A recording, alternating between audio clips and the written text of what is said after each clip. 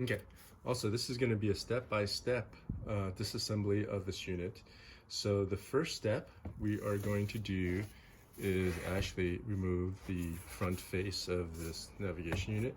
The best way to doing this is there's actually two screws on both sides of the navigation unit, here and here. And so in order to access these screws, you'd have to either have the power attached, and if your unit still works, you could have this unit, you could power this unit up and unload the DVD discs, which would pull out the display. Or what I found is just to actually forcefully open this a little bit, from taking a little grip on the bottom and just opening it until the screws are exposed right there. So take your Phillips screwdriver, I have a medium-sized Phillips screwdriver here, and just unscrew this. Okay, so I switched the screwdriver here. I use a little larger screwdriver, Phillips head screwdriver. You'll notice the screw is actually a little bit tight because this is actually a Loctite. There's actually Loctite on this screw, so just remove it and be careful taking it out. As you can see, there's a little bit of blue Loctite on the screw here. So do the same thing with the other side. Same thing with the other side. Okay, once you have both sides removed, what you want to do is you want to, if you can see this, there's a little, basically a metal hanger. What you want to do is you want to lift it up slightly. It basically pops it out of the screw track. Do the same thing on this side. Pop it out, lift it up slightly. Then it pops out of the track.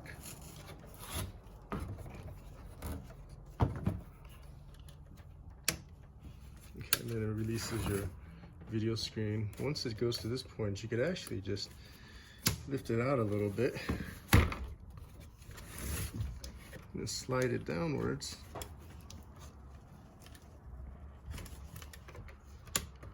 What you want to do is you want to slide it forward, just like as if the motion of the display opening.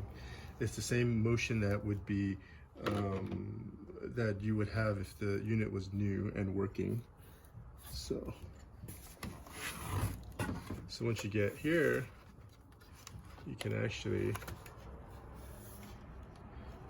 tilt the screen a little bit, and then it actually comes out of the tracks.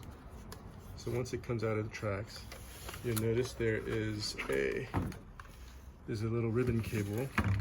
So go ahead and just lift up on the plastic clips that's holding the ribbon cable together.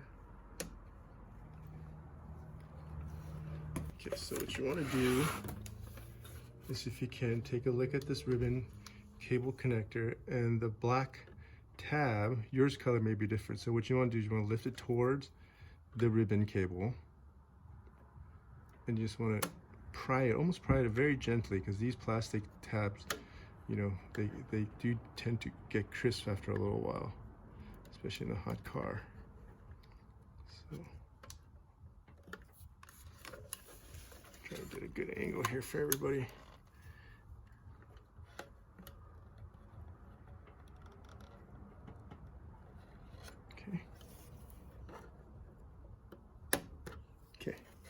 Then this ribbon cable just pops out.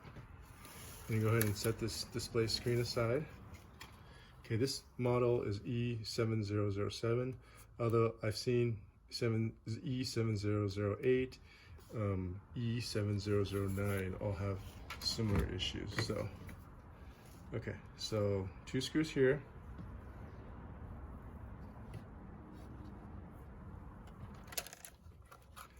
After you remove these two screws, this just pops up and then slides outwards. Set that aside. Now let's take a look at the easy ones up here. 1, 2, 3, 4, 5. 5 screws in this whole piece.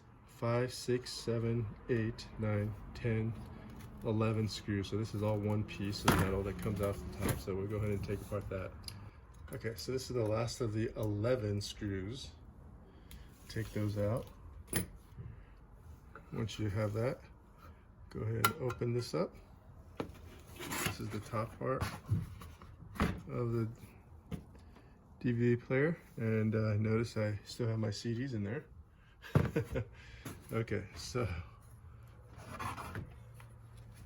continue taking apart the bottom of the board. So there's 1, 2, 3, 4, 5 screws. There's some of these screws over here that are recessed. That's actually in the next layer of removal. So this one is just to remove the black covers. Okay, so here, remove the last screws, and this cover just pops right off. We'll set that aside. Okay, so once you reach this point, what you want to do is you want to go back to the front of the unit here and remove the faceplate. What you might want to do, tend to want to do, is remove these back plates, these side plates, left and right. But you can see these are actually attached to the front plate of the unit. So we'll turn around this way, and this plastic piece actually is connected by these screws that actually seem to go into the metal plate of the face plate here. So we'll go ahead and remove these screws. 1, 2, 3, 4, 5, I believe, 5, 6 screws here. Okay, so we'll go ahead and remove those. Okay, so I'm removing my last screw here.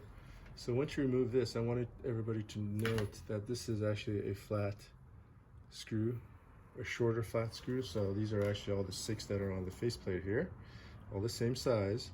So once you get that removed, you just go ahead and take this out.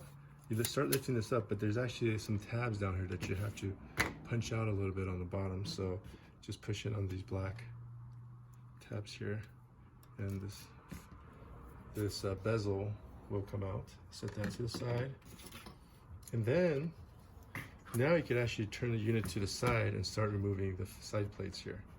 So these are actually 2 side plates here. And they're actually locked in place a little bit, so you actually have to pull a little, give it a little bit of a press here, and then they do slide off. This is the right plate. This is the one with the fan. This is on the right side. And then on the left side of the unit, on this side, same thing. You just want to give it a little tug. See, these are actually notched in here. So just go ahead and pull these out. Okay. This is the standard size here. So